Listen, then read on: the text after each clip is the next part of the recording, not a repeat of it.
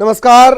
Evening agenda आप देख रहे हैं, लेकिन जिंदगी का एजेंडा उससे ज्यादा जरूरी है और वो एजेंडा ये कहता है कि आपको मास्क लगाना है, तमाम कोविड गाइडलाइंस को फॉलो करना है, सोशल डिस्टेंसिंग को फॉलो करना है, सख्ती बरतनी है खुद पर ताकि संयम और मजबूत होता रहे। और जब भी रियायत मिले किसी भी इलाके में, कस्बे में, जिले में, वहां पर उस रियायत का बेजा इस्तेमाल नहीं करना है। याद रखिए, बढ़ते हुए कोरोना के आंकड़ों में आपका नाम भी दर्ज हो सकता है। बचिए इससे, मास्क का इस्तेमाल करिए। अब इवनिंग एजेंडा शुरू करते हैं। देश संकट काल से जूझ रहा है, प्रदेश में भी संकट का साया है, लेकिन इस बीच लोगों का धैर्य क्यों जवाब दे रहा है। मामला उज्जैन के आरडी गाड़ी अस्पताल का, जहां मरीज के परिजनों और डॉक्टर्स के बीच मारपीट हो गई। मौके पर पुलिस पहुंची और पुलिस के साथ भी मारपीट हो गई। इस दौरान डॉक्टर्स पर मारपीट के आरोप लगे हैं, लेकिन ये वक्त मारपीट का नहीं। सिर पर एक और बड़ी लड़ाई मंडरा रही है। जंग उससे जीतनी है, लिहाजा संयम जरूरी है। वीडियो बनाओ पहले। बंदा बकायदा वीडियो बंदा।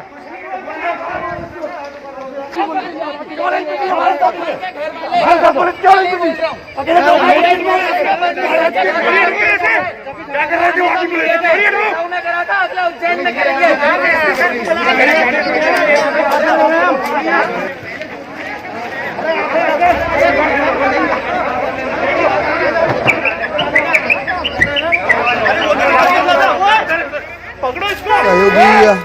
आनंद निगम इस वक्त हमारे साथ जुड़े हुए हैं। आनंद से हम जानकारी लेते हैं। आनंद, क्या कुछ अपडेट इस पूरे घटनाक्रम में? सवाल नंबर 1।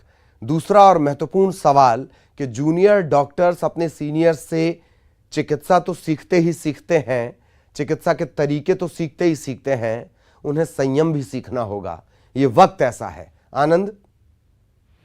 बिल्कुल, देखिए ललित जी, जिस तरह से जो है विजुअल सामने आए हैं, फुटेज सामने आए हैं, साफ तौर पे दिखाई दे रहा है कि जो मरीज के पहले परिजनों से डॉक्टर की भिड़ंत हुई, उसके बाद जब इन दोनों का मामला शांत कराने वहां पर पुलिस पहुंची थी, उसके बाद जो डॉक्टर भी गुस्साए हुए थे और डॉक्टर ने जो पहले विरोध जो उनके सामने किया, लेकिन इस बीच जो है मरीज के परिजन और जो डॉक्टरों के बीच फिर से एक बार कहा सुनी और इन दोनों को अलग करने के चक्कर में ही उनसे पुलिस की भिड़ंत हो गई।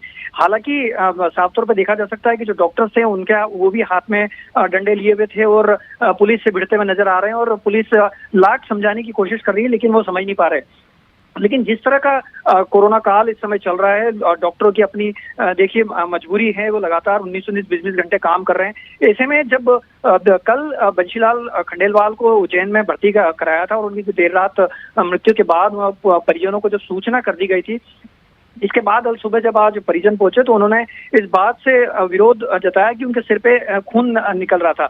इस बात को लेके वे डॉक्टरों से भिड़े और उसके बाद जो है जब परिजनों को लगातार समझाते रहे डॉक्टर, लेकिन वो माने नहीं और आपस में दोनों ही गुत्थम गुत्ता हो गए। फिलहाल जिस तरह से साफ तौर पे दिखाई दे रहा है कि डॉक्टर भी उत्तेजित हो गए थे और ये उत्तेजना जो है मारपीट की नौबत तक आ गई। फिलहाल अभी तक इन पूरे मामले में पुलिस ने जो है किसी के भी खिलाफ मामला दर्ज नहीं किया है, लेकिन बेहद शर्मनाक है ये सब कुछ इस कोरोना काल में, जब डॉक्टरों की खासी जरूरत मरीजों को पड़ रही है और ऐसे में जब मरीज के परिजन डॉक्टरों के साथ दुर्व्यवहार करते हैं और वहीं डॉक्टर भी इसी तरह से फिर सामने पेश आते हैं। जी, जाहिर तौर पर डॉक्टर भी इस तरीके से पेश आ रहे हैं। ये बात सही है आनंद की, ये मसला कानून व्यवस्था का नहीं है। किसी के खिलाफ जांच बिठा के या किसी के खिलाफ मामला दर्ज करके डॉक्टर्स की अगर बात की जाए तो भी बहुत ज़्यादा मसला हल नहीं हो पाएगा। एक और बात है कि दिक्कत इस बात की भी हो रही है आनंद के लोग खुद से कभी कभी डॉक्टर बनने की कोशिश कर रहे हैं और ये दिक्कत डॉक्टरों पर बड़ा प्रेशर बढ़ाती है। आनंद। बिल्कुल बिल्कुल ठीक कहा ललित जी आपने। देखिए डॉक्टर खुद बन रहे हैं, चूंकि गूगल का जमाना है, अधिकतर लोग इसमें पढ़ के अपने आप को यहाँ पर जो है इनके सामने जो है यहाँ पर बताने की कोशिश करते हैं कि वे संभवतः डॉक्टर से ज्यादा जानते हैं।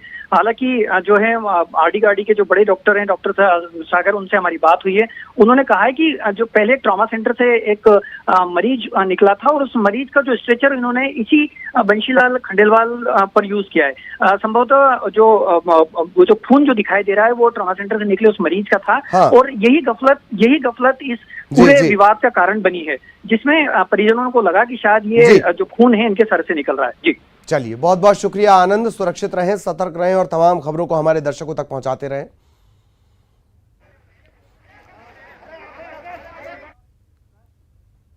और खतरा अभी टला नहीं है, सावधानी बहुत जरूरी है। छत्तीसगढ़ में पहले से लॉकडाउन चल रहा था और आज एक बार फिर लॉकडाउन की अवधि बढ़ा दी गई। प्रदेश में कई जिलों में लॉकडाउन 5 मई तक के लिए बढ़ा दिया गया है। कृषि मंत्री रविंद्र चौबे ने इसकी जानकारी दी है।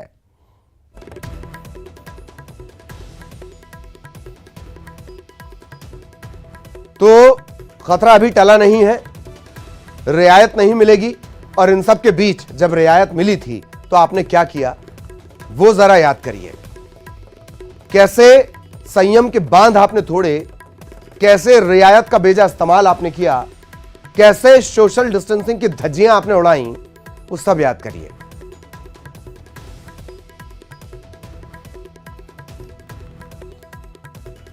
और किस तरीके की स्थितियां लॉकडाउन बढ़ने के बाद व्यवस्थाएं कैसे संभाली जाएंगी, हमारे तमाम सहयोगी हमारे साथ जुड़े हुए हैं। अवधेश मिश्रा रायपुर से हमारे साथ जुड़े हुए हैं, कोमल बेमेतरा से हमारे साथ बने हुए हैं और अभिषेक पांडे धमतरी से अपडेट हम उनसे लेंगे। लेकिन सबसे पहले अवधेश, आपके पास फिर से लॉकडाउन की मियाद बढ़ी है। संक्रमण की चेन की जो रफ्तार है उसमें कमी जरूर आई है, पर जरूरत एक ब्रेक की है। अवधेश। बिल्कुल, देखिए ब्रेक ये कब जाके लगेगा, ये एक बड़ा सवाल बना हुआ है। क्योंकि 9 अप्रैल को जब लॉकडाउन का ऐलान किया गया रायपुर में, अब उससे पहले दुर्ग में जब 6 अप्रैल को लॉकडाउन का ऐलान किया गया, उस वक्त ऐसा लगा कि शायद लॉकडाउन का जो विकल्प है सरकार इस पर चल के बेहतर स्थिति को निर्मित कर लेगी।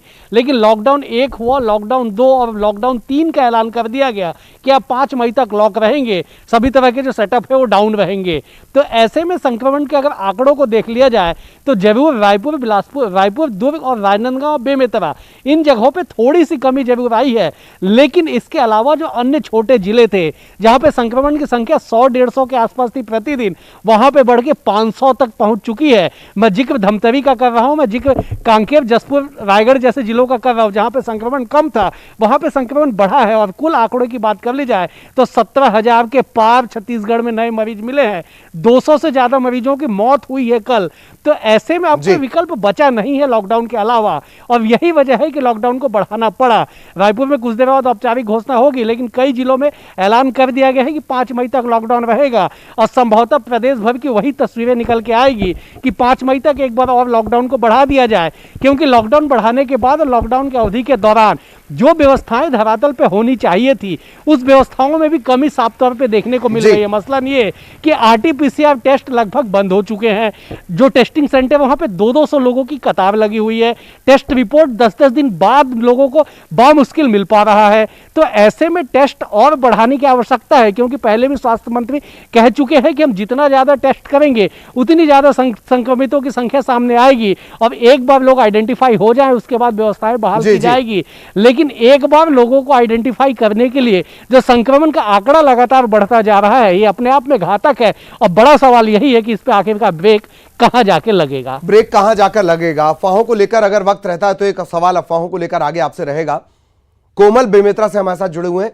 कोमल, क्या स्थितियां, आंकड़े क्या कहते हैं संक्रमण की स्थिति को लेकर, किस तरह की रियायत अभी जारी है? कोमल। देखिए ललित, लॉकडाउन को 5 तारीख तक बढ़ा जरूर दिया गया है, लेकिन जो रोजाना जो मरीज मिल रहे हैं उसमें उसके जो आंकड़े सामने आ रहे हैं उससे तो यही लग रहा है कि लॉकडाउन बढ़ाने से मरीजों की संख्या में और बढ़ोतरी हो गई है। बीते 15 दिनों से लॉकडाउन है। अब रोजाना की संख्या में देखेंगे तो लॉकडाउन लगने के पहले जो मरीज मिलते थे अब उससे कहीं ज्यादा मरीज मिल रहे हैं। तो लोगों के सब्र का बांध भी टूट रहा है। दूसरा सबसे दुखद चीज इसमें यह लगता है कि लॉकडाउन लगा रहे हैं, लोग घरों में रहें, लेकिन जब लॉकडाउन हटने के बाद जब लोग घरों से बाहर निकलेंगे तब कुछ चीजें तो सामान्य नजर आना चाहिए, ऐसे कुछ भी नहीं हो रही है। और रोजाना जो मरीज मिल रहे हैं ललित, उसकी बात तो छोड़ दीजिए, हमारे जिले में अभी 3000 से ज्यादा जो कोरोना टेस्ट किए गए हैं उसकी रिपोर्ट पेंडिंग है। तो आप अंदाजा लगाइए कि उनमें से अगर 500 भी पॉजिटिव आते हैं और उनकी रिपोर्ट जो है सप्ताह भर से पेंडिंग है, तो कितने लोगों को संक्रमित कर लेंगे। तो शासन के जो दावे करती है कि लोग नियम कायदों का पालन करें, शासन खुद नियम कायदों का पालन नहीं कर रही है। तो इसलिए इनका ये दोहरा चरित्र इस तरह के लॉकडाउन में ये भी सामने मिलता है, जिससे लोगों में भी खासी नाराजगी देखी जा रही है। जी ललित, बिल्कुल। और 3000 ये अवधेश में इस आंकड़े को लेकर आऊंगा आपके पास। अभिषेक हमारे साथ जुड़े हुए हैं धमतरी से। अभिषेक, क्या कुछ अपडेट धमतरी का, जमीन पर क्या स्थितियां, लॉकडाउन को लेकर क्या अपडेट? अभिषेक। ललित, सबसे पहला अपडेट तो ये है कि आज कलेक्टर ने आदेश जारी कर दिया है कि जो लॉकडाउन 26 तारीख तक होना था वो अब आगे बढ़कर 5 मई तक जारी रहेगा। और इस बीच जो पुराने आदेश के मुकाबले जो संशोधन है नए आदेश में, वो सिर्फ ये है कि जो मीट, मछली और चिकन की दुकानें हैं वो भी अब खुल सकेंगी, जो सुबह के 2 घंटे का टाइम मिलता है बाज़ार खुलने का उसमें। और साथ ही साथ ऐसे उद्योग जिनके पास पहले से कच्चा माल है और या उनके पास पहले से मजदूर हैं उसी जगह पर, वो भी अपना काम चला सकते हैं। तो ये दो छोटे संशोधन हैं जो नए आदेश के साथ जारी हुए, बाकी पुराना आदेश ही कंटिन्यू रखा गया है। दूसरी चीज़, लॉकडाउन के दौरान सबसे बड़ी चुनौती जो है वो उस वर्ग को लेकर है जो सर्वहारा वर्ग है, रोज कमाता है, रोज खाता है, मजदूरी करता है। ऐसे लोगों की कमाई दमाई पूरी बंद हो जाती है, परिवार चलाना मुश्किल हो जाता है।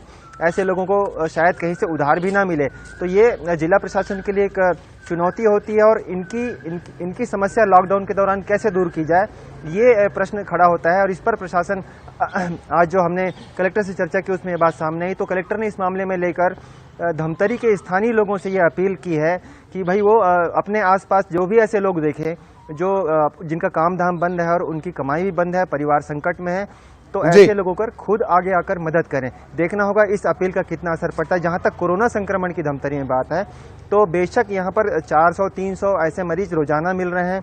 RT-PCR की जैसे कोमल ने बताई बेमेतरा में स्थिति, वही स्थिति धमतरी में भी है, ज़्यादा फर्क नहीं है। कुछ दवाओं की कालाबाजारी चल रही है, कुछ अस्पतालों में मनमाने फीस वसूली जा रही है, इसकी शिकायतें भी जारी हैं। लेकिन प्रशासन के जो हाथ हैं वो 2 ही हैं, शायद 5 हाथ 10 हाथ होते तो भी इस स्थिति से निपट पाने में मुश्किल होता, क्योंकि जितना स्टाफ है, जितने संसाधन है, जितनी क्षमता है, उसमें पूरा काम किया जा रहा है, लेकिन स्थिति को पूरी तरह से काबू में नहीं किया जा सका है। वाकई आसपास के लोगों की मदद करें, जब आवाम से ही मदद लेनी थी तो ये अफसरान हमने बिठाल क्यों रखे हैं, हुक्मरान हमने बिठाल क्यों रखे हैं। अब देश 2 बातें हैं, रोज कमाने खाने वाले, इनके लिए अभी भी वैसी स्थिति जैसे पहले थी। दूसरा, RT-PCR टेस्ट या कोई भी टेस्ट अभी भी चुनौती बना हुआ है। 3000 की पेंडिंग, ये अपने आप में चिंता जताने वाली है। पर जब जिम्मेदारों से बात की जाती है तो वो कहते हैं नहीं नहीं, लैब के मामले में तो हम बहुत मजबूत हैं। इन सब से कैसे टूटेगी ये चेन अवधेश? देखिए, ये सवाल दिन प्रतिदिन और ज्यादा मजबूत होता जा रहा और है। धरातल में हम 1 साल बाद, अवधेश में इसमें एक और ऐड ऑन कर रहा हूं, हम 1 साल बाद वहीं खड़े हैं। ऐसा लगता है 0 किलोमीटर के और पीछे चले गए हैं अवधेश। बिल्कुल, देखिए आपने जो कहा कि 0 किलोमीटर से और पीछे चले गए हैं, तो वास्तविक में स्थिति है कि आज हम 17,000 नए मरीजों के साथ चल रहे हैं रोज छत्तीसगढ़ में, जो पहले 1 साल में कभी नहीं हुआ। आज हम ऑक्सीजन की कमी को लेकर, बेड की कमी को लेकर, वेंटिलेटर की कमी को लेकर उस जगह तक पहुंच चुके हैं जहां पे लोगों के पास मरने के अलावा कोई विकल्प बचा नहीं है। बेड की कमी के कारण लोग वाहन में, एम्बुलेंस में बैठे बैठे दम तोड़ देते हैं, लेकिन उनकी सुनवाई कहीं पे भी धरातल पे नहीं होती है। निजी अस्पताल में कुछ अस्पतालों के हालात ऐसे हैं कि फाइनेंशियल स्टेटस देख के उन्हें एडमिट किया जाता है और बाकायदा डील की जाती है कि अगर आपको ऑक्सीजन बेड चाहिए तो 3 लाख रुपए जमा करना पड़ेगा, वो भी कैश में, और अगर वेंटिलेटर पे जाएगा तो 5 से 5.5 लाख रुपए जमा करना पड़ेगा कैश में। यह स्थिति धरातल पे बनी हुई है। इसके अलावा जो रोज कमाने खाने वाले लोग हैं, आज भी वो उसी बेबसी के आलम में जी रहे हैं जो पिछले साल मार्च में जो उनकी स्थिति बनी थी। आज भी उनके लिए दावे किए जा रहे हैं, कागजों पे आदेश जारी किए जा रहे हैं, लेकिन उन आदेश को धरातल पर पहुंचाने के लिए जो अमला होता है वो अमला कहां नदारद है, इस बात का जिक्र कहीं पे है नहीं। नोडल अधिकारी बना दिए गए, निजी अस्पतालों पे शासक बैठा दिए गए, सभी जगह पे लोगों को जिम्मेदारी दे दी गई, लेकिन वो जिम्मेदार फोन तक नहीं उठाते हैं। ये वास्तविकता धरातल पे है। तो ऐसे में लोग जाए तो किसके पास जाए? लोगों को क्या वो बेड के लिए जद्दोजहद करनी पड़ रही है। ऑक्सीजन का आपने जिक्र किया, बहुत 30 सेकंड में जवाब चाहिए होगा कि एक, हम तो ये कह रहे हैं कि ऑक्सीजन किसी को जरूरत है देश में, हमसे ले लो। दूसरा कि चाचा विधायक हैं हमारे, अगर इस अंदाज में कोई सख्ती की भी जाएगी तो आंकड़े तो नहीं बदलेंगे ना अवधेश। बिल्कुल सही कहा आपने। देखिए, जिस राज्य में, जिस जगह पे, जिस शहर में चाचा मामा दादा सब विधायक और महापौर हो, तो ऐसे में स्थितियां इसी तरह रहेगी। जो जिम्मेदार है वो हाथ बांधे सड़क के दूसरी ओर खड़े रहेंगे और आपको कोरोना के संक्रमण में जाना है तो चले जाइए। दूसरी बात ये सच है कि छत्तीसगढ़ में ऑक्सीजन सरप्लस है, मतलब जितना ऑक्सीजन का उत्पादन है 287 मीट्रिक टन रोज का ऑक्सीजन का उत्पादन है, और आवश्यकता हमको आज भी 124 मीट्रिक टन की है। लेकिन डिस्ट्रीब्यूशन जो लाइन है, जो सिलेंडर की कमी है, उस कमी के कारण आज मरीजों को समस्याओं से दो वैसे चार वैसे होना पड़ पूरे रहा देश है। की तो कुल स्थितियां मिला के यही है कि प्रोडक्शन हमारे पास ज्यादा है पर सप्लाई चेन इतनी ज्यादा टूटी हुई है, एक साल में एक चेन नहीं बन पा रही है। अचरज की बात है। हालांकि बहुत सारे सवाल धमतरी और बेमित्रा से अभी भी बचे हुए थे, लेकिन वक्त की कमी है। बहुत बहुत शुक्रिया कोमल आपका, अभिषेक आपका, अवधेश आपका भी बहुत बहुत धन्यवाद। छत्तीसगढ़ की तमाम स्थितियां जिस तरीके से निकलकर सामने आई हैं। यहां एक ब्रेक के लिए रुक रहे हैं।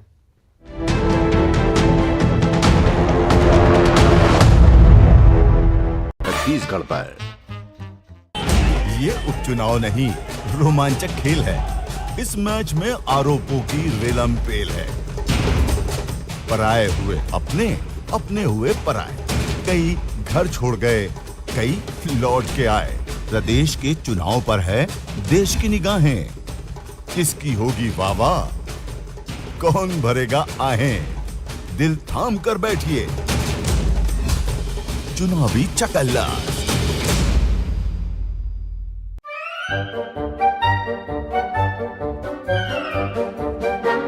अखबार हुआ ठप, आउटडोर हुआ बेकार, टीवी ही दे रहा है विज्ञापन को तेज रफ्तार।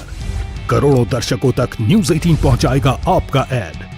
न्यूज 18 की टीम दमदार बनाएगी आपका ऐड शानदार। जल्दी कीजिए, कहीं छूट ना जाए ये सुनहरा मौका। हमें मेल करके उठा लीजिए बड़ा फायदा। ये स्पेशल ऑफर है अगले 15 दिनों तक। साथ ही मिलेगा हमारी वेबसाइट पर प्रमोशन। आज ही मेल करें adsales@nw18.com पर। न्यूज 18 इंडिया, आपका पसंदीदा नेशनल न्यूज चैनल। देखिए डीडी फ्री डिश पर बिग मैजिक और 9XM चैनल के बीच। कोरोना की हर खबर देखते रहिए न्यूज 18 इंडिया पर। भैया राम राम, नमस्कार। हम बाहर ना जाना, कुछ बता रहे हैं, कुछ चेता रहे हैं। तो आपने लॉकडाउन के दौरान देखा कि हम क्या कर रहे हैं। कोरोना काल में लोग एक दूसरे को समझा रहे हैं। बड़े बड़े लोग वीडियो बना रहे हैं। आप गाना जानते हैं तो गाइए या फिर अपना हुनर दिखाइए। वीडियो बनाइए और हम तक पहुंचाइए और घर बैठे बनिए स्टार।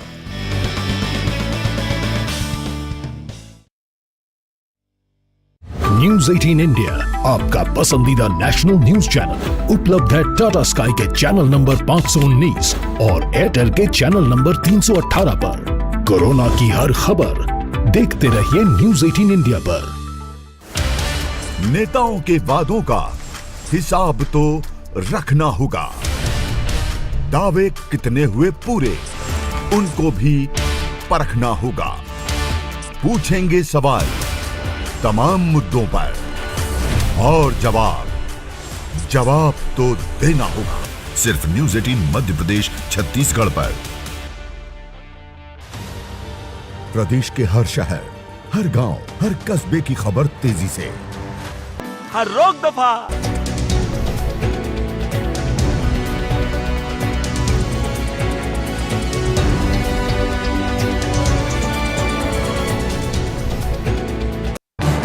इस न्यूज हेडलाइंस के प्रायोजक पेट सफा आयुर्वेदिक जूस। पेट सफा, हर रोक दफा।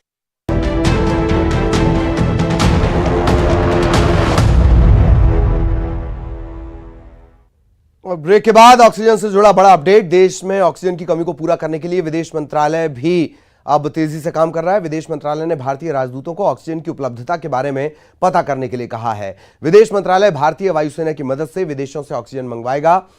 सिंगापुर के चांगी एयरपोर्ट से भारतीय वायुसेना का C-17 मालवाहक जहाज ऑक्सीजन लेकर रवाना हो चुका है। यूएई से भी ऑक्सीजन लाने के लिए भारतीय वायुसेना के मालवाहक जहाज पहुंच गए हैं। इसके अलावा विदेश मंत्रालय भारतीय वायुसेना की मदद से जर्मनी से 23 मोबाइल ऑक्सीजन जनरेशन प्लांट मंगवा रहा है। सरकार ने ऑक्सीजन की कमी को देखते हुए 50,000 मीट्रिक टन मेडिकल ऑक्सीजन के आयात की अनुमति दी है और अगले 3 महीने तक आयात शुल्क भी इस पर से हटा दिया गया है। और वरुण धवन बॉलीवुड के एक ऐसे सितारे बन चुके हैं जिन्होंने एक के बाद एक लगातार कई हिट फिल्में दी। लेकिन क्या आप जानते हैं कि वरुण को बचपन में रेसलिंग काफी पसंद थी और वो एक रेसलर बनना चाहते थे। बाद में उन्होंने एक्टिंग की दुनिया में अपनी किस्मत आजमाई और आज वो किसी पहचान के मोहताज नहीं है।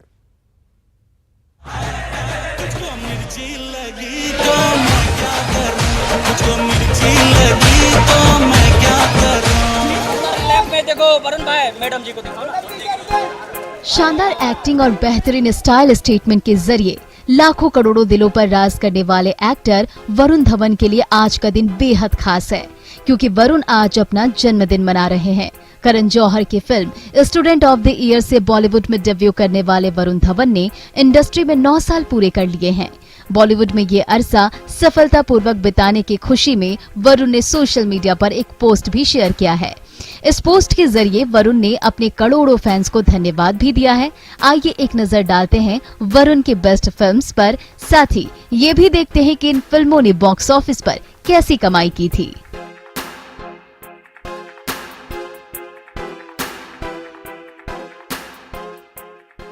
बॉलीवुड फिल्मों में अपनी धाक जमा चुके वरुण धवन भले अपना बर्थडे एंजॉय कर रहे हो, लेकिन इन्होंने बॉलीवुड में लगभग सभी फिल्में हिट दी हैं।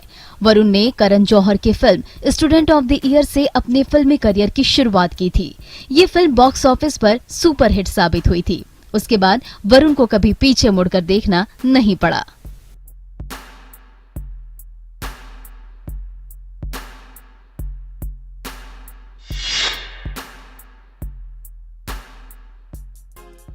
साल 2015 में आई रोहित शेट्टी की फिल्म दिलवाले में वरुण धवन के साथ कृति सेनन और शाहरुख खान, काजोल जैसे दिग्गज कलाकार थे। फिल्म में वरुण ने शाहरुख के छोटे भाई का किरदार निभाते हुए नजर आए थे, जो दर्शकों को काफी पसंद आया था। खबरों की माने तो इस फिल्म ने लगभग 140 करोड़ रुपए की कमाई की थी। साल 1997 में आई सलमान खान की फिल्म जुड़वा के रीमेक में वरुण धवन ने मानो धमाल ही मचा दिया था। वरुण की ये फिल्म साल 2017 में रिलीज हुई थी, जिसमें वो डबल रोल में नजर आए थे। फिल्म ने बॉक्स ऑफिस पर अच्छा खासा कलेक्शन किया था। खबरों के अनुसार इस फिल्म ने बॉक्स ऑफिस पर लगभग 133 करोड़ रुपए की कमाई की थी। वरुण और आलिया की जोड़ी दर्शकों के बीच सुपर हिट साबित हुई थी। इस बात का सबूत है फिल्म बद्रीनाथ की दुल्हनिया। इस फिल्म में वरुण और आलिया की जोड़ी को दर्शकों ने खूब सराहा था। इस फिल्म ने बॉक्स ऑफिस पर लगभग 114 करोड़ रुपए की कमाई की थी। गुड लुक्स के साथ साथ वरुण धवन एक उम्दा डांसर भी हैं और अपने इस टैलेंट का हुनर वरुण ने फिल्म ABCD 2 में दिखाया था। इस फिल्म में वरुण के साथ प्रभु देवा और श्रद्धा कपूर नजर आई थी। फिल्म ने बॉक्स ऑफिस पर औसतन 104 करोड़ रुपए की कमाई की थी। गुड लुक्स और डांसिंग स्किल के बाद यदि आपको वरुण की एक्टिंग का जलवा देखना हो तो एक बार फिल्म सुई धागा जरूर देखिए। इस फिल्म में वरुण और अनुष्का की जोड़ी ने कमाल की एक्टिंग की है। ये फिल्म दर्शकों को बेहद पसंद आई थी और इसने बॉक्स ऑफिस पर लगभग 76 करोड़ रुपए की कमाई की थी। असिस्टेंट डायरेक्टर से फिल्मों को असिस्ट करने वाले वरुण धवन ने भले ही पहली film student of the year से बॉक्स ऑफिस पर तहलका मचा दिया हो, लेकिन उसकी गूंज हांगकांग तक सुनाई दे रही है, क्योंकि हांगकांग के मैडम तुसाद में वरुण के मोम का पुतला लगाया गया है, जिसके बाद वो मैडम तुसाद का हिस्सा बनने वाले सबसे यंग बॉलीवुड स्टार बन गए हैं।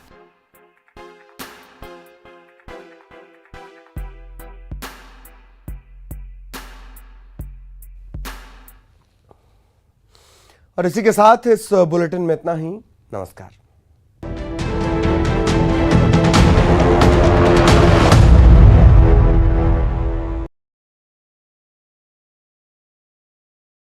आप गाना जानते हैं तो गाइए।